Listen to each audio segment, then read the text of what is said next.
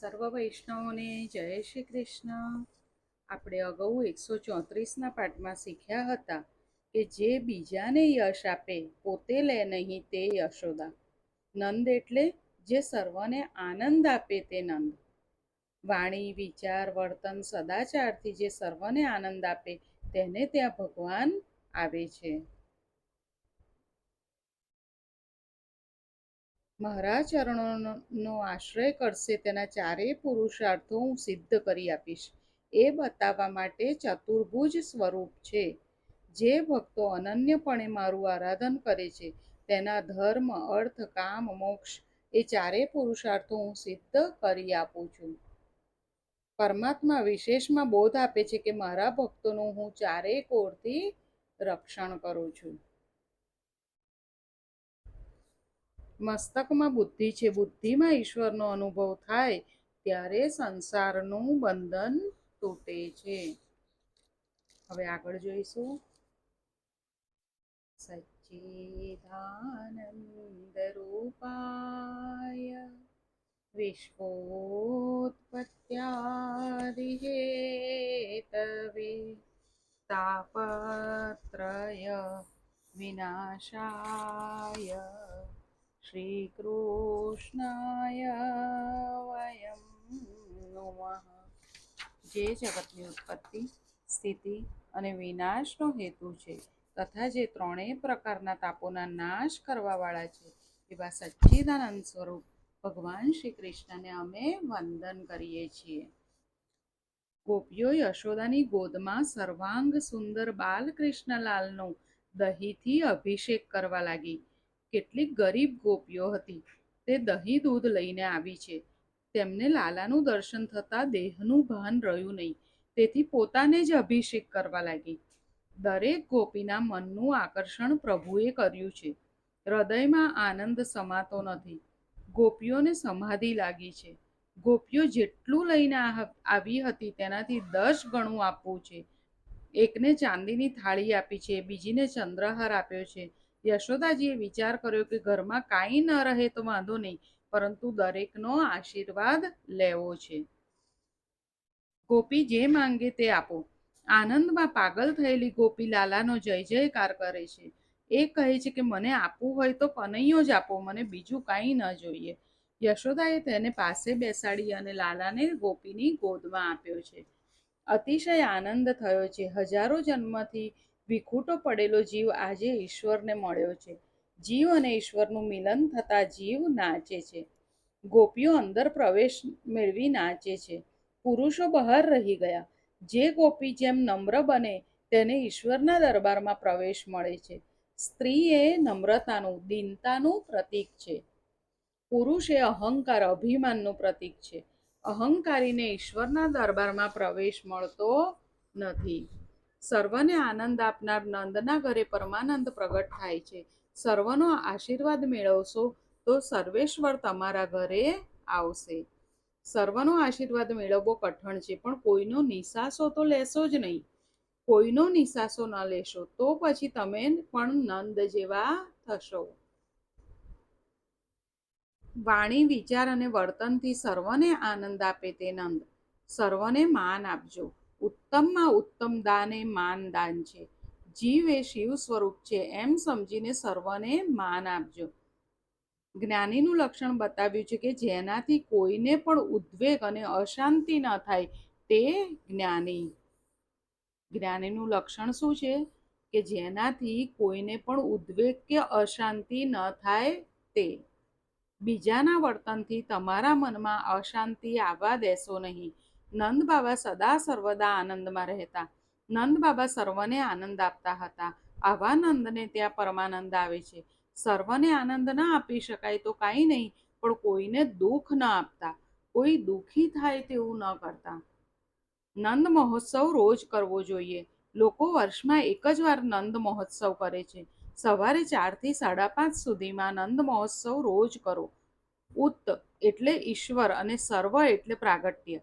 ઈશ્વરનું પ્રાગટ્ય એ ઉત્સવ. ઉત્સવમાં પૈસા મુખ્ય નથી, પ્રેમ મુખ્ય છે. મંદિરમાં નહીં, પરંતુ નંદ મહોત્સવ આપણા ઘરમાં કરવો જોઈએ. જીવાત્માનું ઘર એ આપણું શરીર છે. નંદ મહોત્સવ કરવાનું એટલે શું કરવાનું? પેડા વેચવાના? દહીં દૂધ ઉડાડવાના? ના, આ તો આનંદનો અતિરેક છે. ઉત્સવ તો હૃદયમાં થાય. ઈશ્વરનું પ્રાગટ્ય ત્યારે થાય જ્યારે મનુષ્ય દેહમાં હોવા છતાં તેને દેહનું ભાન ન રહે. દેહ ધર્મ ભૂલાય ત્યારે ઉત્સવ સફળ થાય. પરમાત્માને હૃદયમાં પધરાવો. પરમાત્મા હૃદયમાં પ્રગટ થાય તો ભૂખ તરસ ભૂલાય છે. નંદ મહોત્સવ રોજ કરે તેનો આખો દિવસ આનંદમાં જાય છે. ગરીબમાં ગરીબ પણ નંદ મહોત્સવ કરી શકે છે. ઉત્સવમાં ધન મુખ્ય નથી, મન મુખ્ય છે. નંદ મહોત્સવની તૈયારી કરવી પડે છે. તમારા શરીરને મથુરા બનાવો, હૃદયને ગોકુળ બનાવો, પછી નંદ મહોત્સવ થશે. તે પછી હૃદય ગોકુળમાં પરમાત્મા પ્રગટ થાય છે. ગો એટલે ઇન્દ્રિય અને કુલ એટલે ઇન્દ્રિયોનો સમૂહ. ગોકુળ એટલે ઇન્દ્રિયોનો સમૂહ જ્યાં ભેગો થાય તે હૃદય. શરીર એ મથુરા છે, હૃદય એ ગોકુળ છે, નંદ એ જીવ છે. આ શરીરને મથુરા બનાવજો.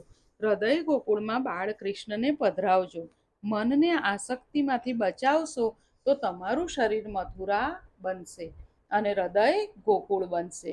કેવી રીતે બનશે? મનને આસક્તિમાંથી બચાવશો તો.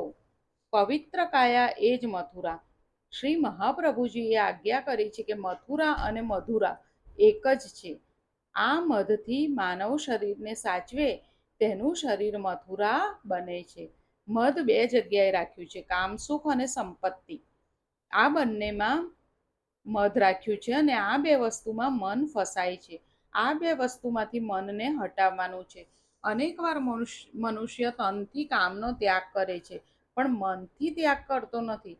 તનથી ત્યાગ કરે છે પણ મનથી ત્યાગ ન કરે તો એ દંભ છે. એટલે આપણે કોઈ પણ મનથી હટાવવાનું હોય, કઈ વસ્તુ આપણા મનમાં વિચારો આવતા હોય તો આપણે શરીરથી એને હટાવી દઈએ પણ મનથી નથી હટાવી શકતા. તો મનથી પણ હટાવવાનું છે, નહીતર એ દંભ કહેવાય. આ બે વસ્તુમાં પ્રભુએ માયા રાખી છે. આ બે વસ્તુથી મનને સાચવજો. કઈ બે વસ્તુ? કામસુખ અને સંપત્તિ. પ્રભુએ બે વસ્તુઓમાં આસક્તિ રાખી છે, સ્ત્રી અને ધન. આ બેમાં આસક્તિ રૂપી મદ રહેલું છે. આ બેથી બચવાનું છે.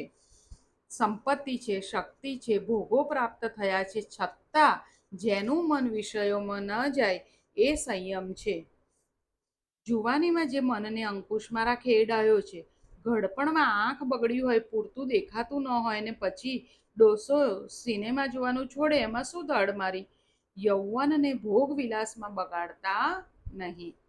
એક મહાત્મા કહેતા હતા, કેટલાક લોકોના પૈસા પથરામાં ગયા, વાણિયાના પૈસા પ્રસાદમાં ગયા અને પટેલ લોકોના પૈસા લગ્નોમાં જાય છે. ભક્તિ સહેલી નથી. પર સ્ત્રી, પર સંપત્તિની આસક્તિ છૂટ્યા વગર ભક્તિનો આરંભ થતો નથી.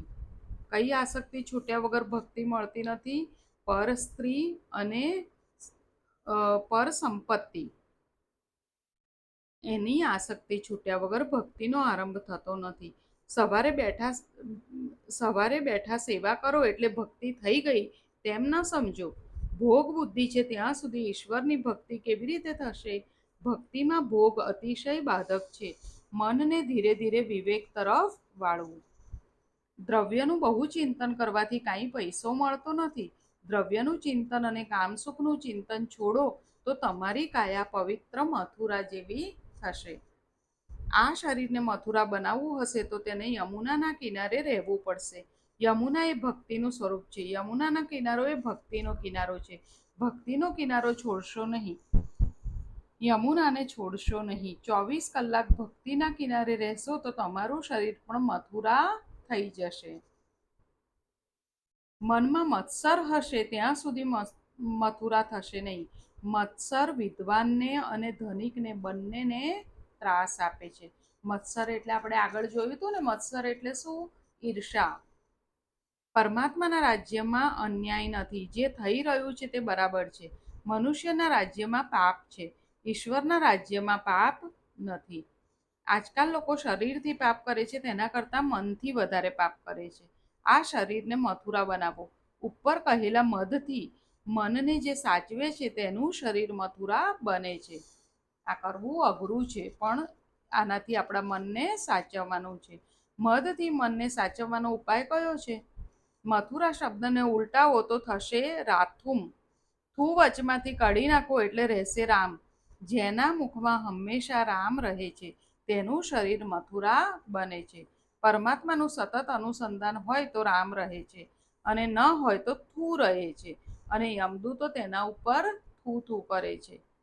આપણે તીર્થમાં જઈએ છીએ એ વાત સારી છે, પણ શરીરને તીર્થ જેવું પવિત્ર બનાવો, શરીરને મથુરા બનાવો અને હૃદયને ગોકુળ બનાવો. ગો શબ્દના ઘણા અર્થ થાય છે.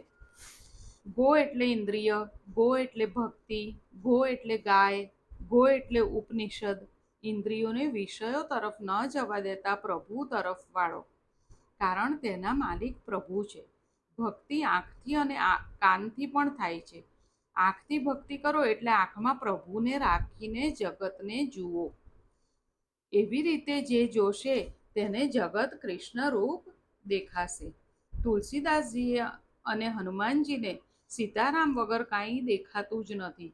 મનથી ભગવત સ્મરણ ચાલુ રાખશો, હૃદય ગોકુળ બનશે એટલે કનૈયો જલ્દી આવશે. એક એક ઇન્દ્રિયને ભક્તિ રસમાં તરબોળ બનાવો. પ્રત્યેક ઇન્દ્રિયથી ભક્તિ કરે છે તેનું હૃદય ગોકુળ બની જાય છે. ઘણા કાનથી ભક્તિ કરે છે પણ આંખથી કરતા નથી, ઘણા આંખથી કરે છે પણ મનથી કરતા નથી. પ્રત્યેક ઇન્દ્રિયથી શ્રી કૃષ્ણ રસનું પાન કરો.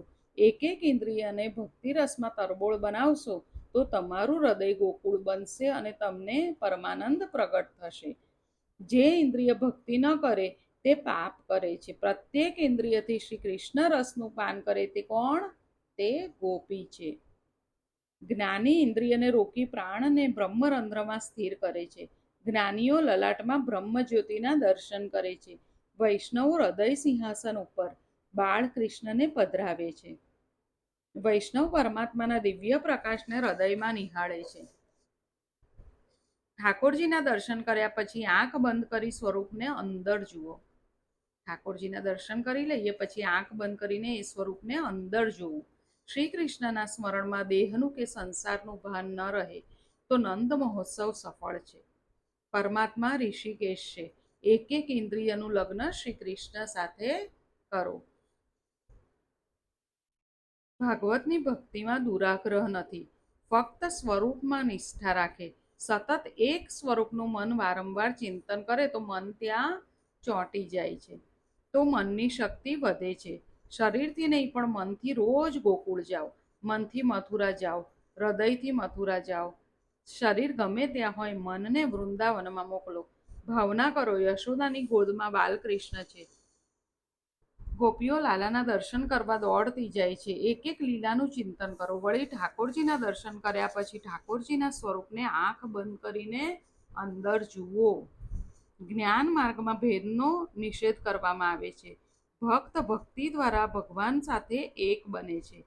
બંનેનું ધ્યેય એક જ છે. ભક્તિ આરંભમાં ભેદ છે ને પછી ભક્ત અને ભગવાન એક બને છે. ધ્યાનમાં દર્શનમાં તન્મયતા થાય તો નંદ મહોત્સવ થયો. જગતનું ભાન છે ત્યાં સુધી દર્શનમાં સાચો આનંદ મળતો નથી. દેહનું ભાન છે ત્યાં સુધી દેવ દર્શન થતું નથી. દર્શનમાં દેહ ભાન ભૂલ્યા વગર સાચો આનંદ મળતો નથી.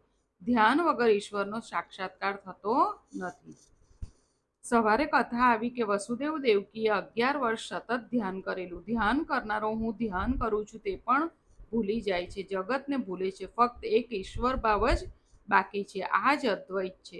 સંતોના જીવનને જોઈએ તો જણાશે કે સંતોએ બહુ દુઃખ ભોગવ્યું છે. સંતો દુઃખી થાય છે તો પણ તેના મન ઉપર દુઃખની અસર થતી નથી. નરસિંહ મહેતાના પત્ની મરણ પામ્યા.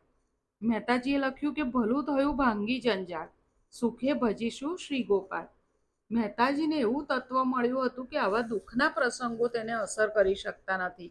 હૃદયમાં શ્રી કૃષ્ણ હશે તો દુઃખની અસર થશે નહીં. વૃંદાવનમાં ઘણા સાધુ નંદ મહોત્સવ રોજ કરે છે. ભાવના કરવાની અને મનથી વૃંદાવન જવાનું. ભાવનાથી નંદ મહોત્સવ કરો. શરીર ગમે ત્યાં હો પણ ભાવના કરો કે હું નંદ બાબાના મહેલમાં છું. હું ત્યાં બુહારીની સેવા કરું છું, લાલાના દર્શન કરું છું. યશોદાની ગોદમાં કનૈયો બેઠો છે, ગાયો કૂદાકૂદ કરે છે, ગોપીઓ થઈ થઈ નાચે છે. આવા સ્મરણથી આખો દિવસ આનંદમાં જશે. એક સ્વરૂપનું ધ્યાન કરવાનું ન બને તો કૃષ્ણ લીલાનું કીર્તન કરો. કીર્તન એવું કરો કે દેહભાન પણ ન રહે અને દેશકાળનું પણ ભાન રહે નહીં. નંદ બાબાનું ગોકુળ શુદ્ધ પ્રેમ ભૂમિ છે. તેમાં સુખ ભોગવવાની નહીં, પરંતુ બીજાને સુખી કરવાની ભાવના છે. હું સુખી થાઉં અને બીજાને સુખી ન કરું એવી ભાવના હોય તો સુખ તમારો ત્યાગ કરશે, પરંતુ બીજાને સુખી કરવાની ઈચ્છા વાળો કોઈ દિવસ દુઃખી થતો નથી. નંદ મહોત્સવ સવારે 4 વાગે થયો હતો. તે પ્રમાણે સવારે 4 વાગે નંદ મહોત્સવ કરવાનો. નંદ મહોત્સવનો આનંદ બ્રહ્મ મુહૂર્તમાં થયો છે. ધ્યાન ધારણાનો ઉત્તમ સમય સવારના 4 થી 5:30 સુધીનો બ્રહ્મ મુહૂર્તનો છે. કયો સમય? ધ્યાન અને ધારણાનો કયો સમય છે? સવારે 4 થી 5:30 સુધીનો. નંદ મહોત્સવ બ્રહ્મ મુહૂર્તમાં કરવાનો. પ્રભુ ભજનમાં પ્રાતઃકાળે ખૂબ આનંદ મળે તો આખો દિવસમાં આનંદ મળે છે. પ્રાતઃકાળમાં વહેલા ઉઠી અડધો કલાક ધ્યાન કરો. સવારે પ્રાતઃકાળે ઈશ્વર સાથે એક બનો. 12 વર્ષ નિયમપૂર્વક આ પ્રમાણે કરો તો અનુભવ થશે. પ્રાતઃકાળમાં જપ, ધ્યાન, પ્રાર્થના કર્યા હશે તો આખો દિવસ પરમાત્મા તમને પાપ કરતા અટકાવશે. પ્રાતઃકાળમાં હૃદય થોડું પીગળી જાય તો આખો દિવસ આનંદમાં જાય. વૃંદાવનમાં ઘણા સાધુઓ નંદ મહોત્સવના 18 શ્લોકોનો રોજ પાઠ કરે છે. કાંઈ ન બને તો આંખ બંધ કરો, આ નંદ મહોત્સવનું ધ્યાન કરજો. તેનાથી શું થશે? મન શુદ્ધ થશે. આ નંદ મહોત્સવની દિવ્ય કથા સંક્ષેપમાં કહી સંભળાવી. નંદ મહોત્સવનું તાત્પર્ય બતાવ્યું. 9મીના દિવસે આ મહોત્સવ થયો. શ્રાવણ વદી દ્વાદશીના દિવસે ભગવાન શંકર ગોકુળ પધાર્યા છે. હવે શંકર ભગવાન લાલાના દર્શન કરવા આવ્યા છે. એની કથા આપણે આવતા વખતે જોઈશું. આજે અહીંયા સુધી રાખીએ. સર્વને જય શ્રી કૃષ્ણ.